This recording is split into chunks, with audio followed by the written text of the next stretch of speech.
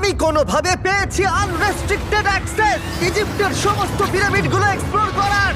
ও আমার গোটা জীবনে আমি এমন জিনিস দেখিনি। আমরা প্রাচীন ফেরাওদের সমাধিগুলোতে যাব, যেসব জায়গায় প্রবেশ করা লিগ্যাল নয়, কারণ ওই জায়গাগুলো খুবই বিপজ্জনক। এখান থেকে পড়ে গেলে কি হবে? ও আমরা নিশ্চিত মরে যাব।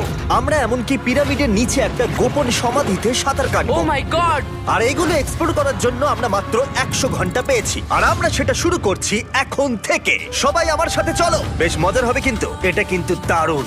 কেউ একজন 4500 বছর আগে পাথরটা এখানে রেখেছিল। একদম, এই পিরামিডটা প্রায় 4500 বছরেরও বেশি পুরনো। আমরা যে পথ দিয়ে যাচ্ছি সেটা মিশরবিদদের মতে রাজা খুফুর সমাধির দিকে নিয়ে যায়, সেই ফেরাও যিনি সম্ভবত পিরামিড তৈরি করতে বলেছিলেন। ওয়াও! এই যে ঘরটা দেখছেন, এটাকে বলে গ্র্যান্ড গ্যালারি। আমরা এখনো অব্দি এই পিরামিডের কতটা ঘুরলাম? আমার কাছে এই প্রশ্নের কোনো উত্তর এই মুহূর্তে নেই। ও উত্তরটা খুবই ভালোভাবে দিল আমাকে। এর পরের ঘরটা হলো রাজা